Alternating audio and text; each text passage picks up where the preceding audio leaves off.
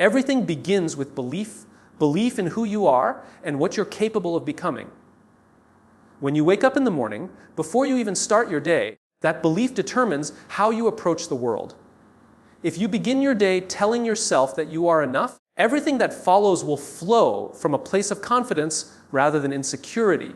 You will no longer chase validation because you'll already understand that you are complete, worthy, and capable right here, right now. Being enough doesn't mean you stop improving. It means you stop doubting your worth while you do.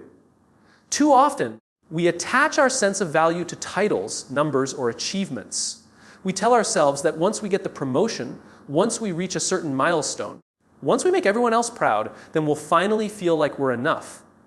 But that moment never truly arrives because we've built our self-worth on conditions that constantly move.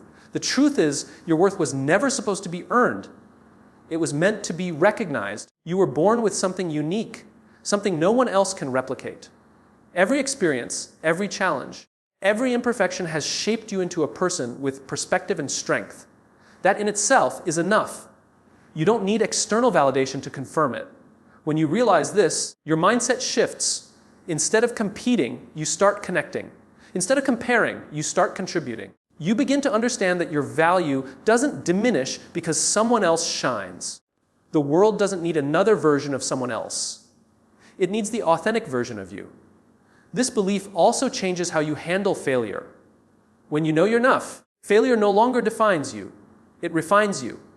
It becomes something to learn from, not something to fear. You stop seeing setbacks as proof of inadequacy and start seeing them as opportunities to grow stronger. You move with resilience instead of resistance. Telling yourself, "I am enough," also liberates you from the need to overperform just to be accepted. You stop running on the treadmill of approval, constantly exhausting yourself to meet expectations that were never yours to begin with. You find peace in progress, not pressure. You allow yourself to rest without guilt, to breathe without apologizing, and to say no without fear.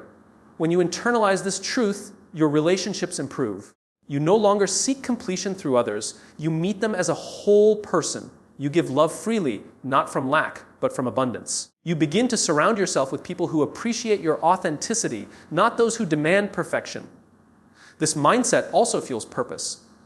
When you believe you are enough, you start contributing to the world from a place of alignment, not anxiety. You create, you serve, you lead, not to prove your worth, but to express it. You're no longer trapped in the need to do more to be more. You realize that what you bring to the table already has power and meaning. Each morning becomes an act of affirmation. Before checking messages or rushing into tasks, you remind yourself, "I am enough. I have what it takes. I am here for a reason."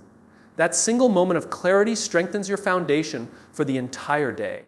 It grounds you in truth and keeps you anchored when life tries to pull you away from it. The most powerful thing you can ever tell yourself isn't that you will become enough one day, it's that you already are. Because when you start living from that place of belief, you stop waiting for permission to be confident, to take risks, to speak up, to dream big. You begin living fully, showing up unapologetically as yourself, and that's when the real transformation begins. You don't need to have all the answers to move forward. Life is not a test where you must know everything before you begin. It's an ongoing process of discovery, trial, and growth. The phrase, "I can figure this out," reminds you that intelligence is not fixed. It's adaptable. The most successful people in the world didn't start with complete knowledge.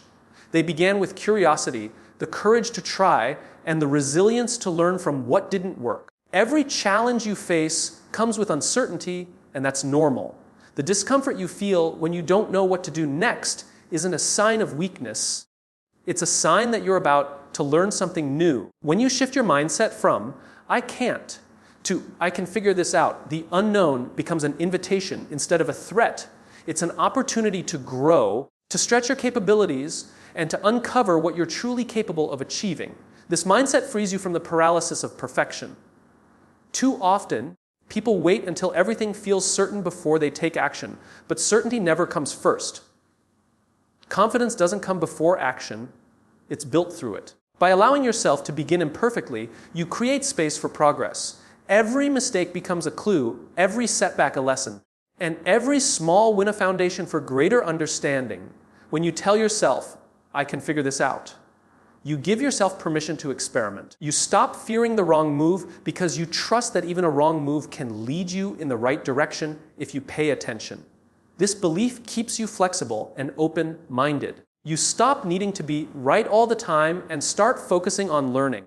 That's where real innovation and creativity are born, from a willingness to explore without fear of failure. It's easy to underestimate your ability to learn because the world often celebrates results instead of effort. But growth doesn't come from knowing. It comes from trying. Think about the moments in your life when you've surprised yourself, when you faced something unfamiliar and somehow made it work. You figured it out not because you had all the information, but because you decided to keep going until you did. That same ability is still within you, waiting to be trusted again. This mindset also builds resilience. When things don't go according to plan, instead of giving up, you ask better questions. What can I learn from this? What can I try next? What did this teach me about myself? You begin to see problems as puzzles, not punishments. And when you approach obstacles that way, they lose their power to intimidate you. You become resourceful, adaptable, and quietly confident in your ability to navigate whatever comes your way. Believing that you can figure things out also means trusting your instincts. Logic and data are valuable, but so is intuition, the quiet knowing that lives beneath fear and doubt. When you combine effort, curiosity, and intuition, you unlock a deeper kind of intelligence that can't be measured by tests or degrees. You begin to operate from both heart and mind, which creates balance and clarity even in the most chaotic circumstances. Over time, this belief turns into a habit. You stop seeing challenges as roadblocks and start seeing them as detours that might lead to something better. You stop labeling yourself as unqualified or unprepared and instead remind yourself that every expert was once a beginner. You realize that the path forward doesn't appear until you start walking, and each step you take reveals the next one. When you embody this mindset, you inspire others to do the same. People around you start noticing your calmness and uncertainty, your willingness to learn, and your courage to keep moving forward. That quiet confidence becomes contagious. It gives others permission to try, to fail, and to keep figuring things out in their own way. You become not just a problem solver, but a leader by example. And each time you face something new or intimidating, you go back to that simple truth: you can figure this out. You've done it before. You'll do it again, and every challenge you meet is another chance to prove it to yourself. The answers don't always come right away, but they always come to those who keep moving, keep learning, and keep believing that they can find a way. Your attitude has the power to shape the way you experience everything around you. It determines how you see challenges, how you treat people, and how you respond when things don't go your way. Every single day, your perspective paints the world you live in. Two people can face the exact same situation. One sees a dead end, the other sees a lesson. The difference isn't in what they experience, it's in how they choose to interpret it. That's the influence of attitude. It is the lens that defines your reality far more than your circumstances ever will. When life becomes difficult, it's tempting to believe that the situation controls your emotions. But the truth is, it's your interpretation that creates the emotion. You can choose frustration, or you can choose focus. You can choose to see a problem, or you can choose to see a possibility. Your attitude is your greatest freedom. It's something that no one can take from you. No matter what happens around you, you always have the ability to decide how you will respond. That decision is the quiet power that separates those who crumble from those who rise. A positive attitude doesn't mean pretending everything is perfect. It doesn't mean ignoring pain, difficulty, or disappointment. It means recognizing those realities and still choosing to look for what can be learned, what can be improved, or what can still be appreciated. It's not about blind optimism. It's about grounded optimism, the kind that acknowledges the storm but focuses on building the shelter. It's about choosing to find strength even when life gives you every reason not to. Your attitude also influences the people around you. Energy is contagious. When you walk into a room with calmness and positivity, others feel it. When you walk in with frustration and resentment, they feel that too. People are constantly reflecting the energy that's given to them, often without even realizing it. If you want to shape the culture around you, whether in your team, your family, or your community, you start by shaping your attitude, The tone you set becomes the tone others follow. There will always be moments when your patience is tested or when things don't go according to plan. In those moments, your attitude becomes your anchor. It's easy to be positive when everything is going right. The true test is whether you can stay composed and constructive when it's not. That's where emotional maturity begins, not in controlling situations, but in controlling your reactions to them. You learn to pause, breathe, and choose your response instead of being ruled by impulse. When you practice this consistently, you begin to notice how much power you've had all along. You realize that the external world doesn't need to change for you to feel peace. You can create it internally. You stop waiting for ideal circumstances to feel grateful or hopeful because you've trained yourself to find those things even in imperfection. That shift doesn't happen overnight, but every day you have the choice to practice it. And every day it gets a little easier. Your attitude also influences the quality of the opportunities you attract. When you carry yourself with optimism and confidence, people trust you more. They're drawn to your energy because it feels steady, not reactive. They see you as someone who can be counted on to stay focused when others panic. That reputation opens doors, not because luck suddenly appears, but because your perspective creates clarity and your clarity creates direction. Even in moments of loss or disappointment, your attitude determines how you move forward. You can see it as the end of something or the beginning of something else. You can let it define you, or you can let it refine you. The most resilient people in the world are not those who avoid pain. They are the ones who decide that pain will not be the final word. They let difficulty strengthen their perspective instead of shrinking it. Your attitude also shapes your internal dialogue. The words you say to yourself every day become the foundation for how you face the world. If you tell yourself that you can't handle something, your mind will look for proof that you're right. But if you tell yourself that you're capable, adaptable, and resourceful, your brain will find ways to make that true. The stories you repeat internally eventually become your external reality. That's why protecting your mindset is not optional, it's essential. Every situation in life is filtered through the attitude you bring to it. You can't always choose what happens, but you can always choose what it means to you. That choice is where power lies, not in control, but in perception. The world mirrors back the energy you project, and the more intentionally you shape that energy, the more fulfilling your experience becomes. Discomfort is often misunderstood. Most people see it as something to avoid, a signal that something is wrong, a feeling that means you should stop. But discomfort is not your enemy, it's your teacher. It's the space between who you are and who you're becoming. Growth doesn't come wrapped in ease or predictability. It comes wrapped in tension, in challenge, in moments when you're unsure whether you can keep going. Every time you step into something that stretches you, you are moving closer to your potential, even if it doesn't feel that way in the moment.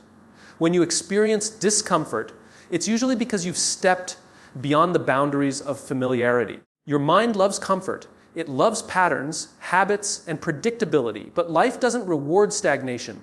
The very nature of progress demands movement, and movement often feels uncomfortable. It's the soreness after a workout, the nervousness before a presentation, the uncertainty of starting something new. Those feelings don't mean you're failing, they mean you're evolving. It's easy to confuse comfort with happiness. Comfort feels safe, but it rarely leads to fulfillment. Growth feels challenging, but it leads to pride, resilience, and a deeper sense of satisfaction. The moments in life you look back on with the most gratitude are rarely the easy ones. They're the ones where you struggled, where you pushed through resistance, and discovered a strength you didn't know you had. Discomfort exposes your limits so you can expand them.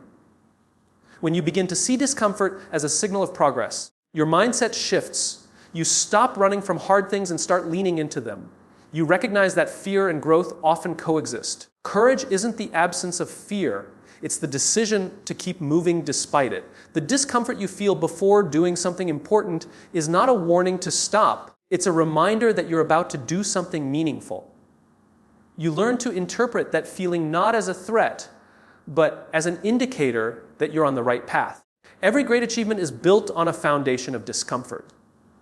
Athletes endure exhaustion to reach peak performance. Leaders make difficult decisions that test their values. Innovators take risks that invite failure. None of them escape discomfort. They embrace it because they understand it's part of the process. The ability to stay in uncomfortable situations without retreating is one of the strongest predictors of success. Growth demands endurance, and endurance is born in the uncomfortable spaces where most people give up. Discomfort also reveals truth. When you're challenged, you discover what you really believe about yourself. You uncover the areas where you lack confidence and the excuses you've been hiding behind. It strips away pretense and leaves you face to face with your real capabilities. That kind of honesty is uncomfortable, but it's necessary. You can't grow past what you refuse to confront. Every moment of discomfort is an opportunity to know yourself more deeply, to understand your patterns, and to rewrite the ones that hold you back. There's also a quiet kind of discomfort that comes from patience, the discomfort of waiting, of uncertainty, of not having control. We live in a world that glorifies immediacy, but growth often happens in seasons of stillness. Sometimes the hardest thing to do is nothing, to wait, to trust, to let time and consistency do their work. That too is discomfort. It's the unease of staying committed when you can't yet see the results. But if you can stay with that feeling, it builds emotional strength and faith in your process. When you avoid discomfort, you also avoid transformation. Every time you choose the easy path, you reinforce your limitations. But when you choose the path that challenges you, you create new possibilities. Discomfort forces adaptation. It pushes you to think differently, act differently, and become someone who can handle more. That's how resilience is built, not through ease, but through exposure to the uncomfortable until it no longer breaks you. There is also a connection between discomfort and purpose. The things that matter most often require the most from you. Pursuing a goal that's bigger than yourself will stretch your patience, your courage, and your persistence. You'll face moments of doubt and fatigue, and that's where purpose becomes your anchor. When you know why you're enduring the discomfort, you can bear almost anything. It gives meaning to the pain, turning it into fuel instead of a barrier. Discomfort is a constant companion in any journey worth taking. It visits every person who chooses growth over stagnation, courage over complacency. It's the price of becoming more than you were yesterday. Every time you lean into discomfort instead of running from it, you prove to yourself that you are capable of more than you once believed. That quiet, steady proof accumulates, and over time, it transforms you into someone stronger, wiser, and more grounded than before. Your energy is one of the most powerful forces you carry with you each day. It affects how you think, how you feel, and how others experience you. You can walk into a room and instantly lift the mood, or you can drain it without saying a word. That invisible current, your attitude, your focus, your emotional state, becomes the atmosphere you create. Being responsible for your energy means recognizing that you are not just a receiver of emotion, but also a transmitter. What you project into the world comes back to you in ways you often can't measure immediately, yet its impact is constant and profound. Many people move through life reacting to everything around them: traffic, deadlines, negativity, disappointment, without realizing they're allowing external circumstances to dictate their internal state. When you give away that control, you become a mirror instead of a source. You reflect the chaos instead of grounding it. Taking responsibility for your energy means deciding that you will not let everything you can't control determine how you show up. It's the conscious act of saying, I will set the tone for my day, not absorb it from others. That choice is where emotional leadership begins. Your energy doesn't come from endless motivation or from pretending everything is fine when it's not. It comes from awareness. When you notice your thoughts, your posture, your tone, and your breathing, you begin to understand how much power you have to shift your internal state. Small adjustments make big differences. Taking a deep breath before responding, pausing before reacting, or reframing a negative thought or simple actions. But they change the quality of your energy instantly. You stop being pulled by impulses and start acting from intention. Being responsible for your energy also means understanding how to protect it. Not every situation deserves your full emotional investment, and not every argument needs your participation. Some things simply aren't worth your peace. Protecting your energy is not about avoiding people or becoming detached. It's about recognizing where your attention goes and whether it serves you. You can be compassionate without absorbing other people's negativity. You can care deeply while staying centered. That kind of strength comes from emotional boundaries built through self-respect. The energy you bring into relationships can either build connection or create distance. When you approach others with calmness, patience, and empathy, you make them feel seen and safe. When you bring frustration, defensiveness, or indifference, you close that door. People may not remember every word you say, but they always remember how you made them feel. The energy you offer becomes part of your personal legacy. It's the emotional footprint you leave behind in every interaction. There's a direct relationship between energy and leadership. Great leaders aren't defined only by skill or strategy. They are defined by presence. Their energy communicates stability when things are uncertain. When they enter a room, people feel clarity, direction, and calm. Not because they control every outcome, but because they control themselves. Anyone can develop that kind of presence by practicing self-regulation and mindfulness, by choosing to bring clarity instead of confusion, and by modeling the energy they want others to reflect. Your physical well-being also influences your energy. Sleep, nutrition, and movement are not luxuries. They're foundations for emotional and mental strength. It's difficult to maintain a positive or focused mindset when your body is depleted. Being responsible for your energy requires taking care of it at every level: mental, emotional, and physical. It's recognizing that your body is the vehicle through which your energy flows, and neglecting it eventually drains every other area of your life. The environment you surround yourself with either nourishes your energy or drains it. Pay attention to the spaces you inhabit and the people you spend time with. You become a reflection of the energy you consume. Choose to spend time in places and with people who elevate your perspective, challenge you to grow, and remind you of your potential. Be mindful of what you read, watch, and listen to, because your mind absorbs it all. Every input becomes part of your internal landscape, shaping the energy you later express. Your energy is also deeply connected to gratitude. When you practice gratitude consistently, you shift your focus from what's missing to what's already present. That simple shift changes your entire vibration. You stop operating from scarcity and start operating from abundance. Gratitude doesn't erase your struggles, but it gives you a stable center from which to face them. It helps you maintain perspective when things don't go as planned and amplifies your appreciation when they do. The more responsibility you take for your energy, the more peaceful your life becomes. You begin to realize that power isn't about control over others. It's about mastery over yourself. You stop waiting for the world to calm down before you find peace, because you've learned to create peace from within. You stop seeking constant validation because you've learned to generate fulfillment through awareness and presence. Your energy becomes steady, reliable, and intentional, influencing the world quietly yet powerfully with every breath and every choice you make. Progress is not always loud or dramatic. It often happens quietly, in the background of ordinary days, through the small choices you make when no one is watching. The phrase, "small steps still move me forward," is a reminder that success is rarely a single leap. It's a series of consistent, often invisible, efforts that accumulate over time. Every small decision, every small improvement, every small act of persistence creates momentum. Even when it feels like nothing is changing, those steps are building something real beneath the surface. In a world that glorifies speed and instant results, it's easy to underestimate the power of gradual progress. We are conditioned to expect transformation overnight, to believe that big achievements require big moments. But life doesn't work that way. Real growth unfolds slowly. It takes patience, repetition, and faith in the process. Each time you show up, even when motivation is low, you are reinforcing discipline. Each time you choose effort over excuses, you are strengthening resilience. These small acts may seem insignificant today, but they are the bricks that build the foundation of your future. There's a rhythm to progress that requires trust. Sometimes the steps forward are clear, and sometimes they feel uncertain. There are seasons when everything flows in others, when it feels like you're standing still. But even in stillness, there's movement happening within you.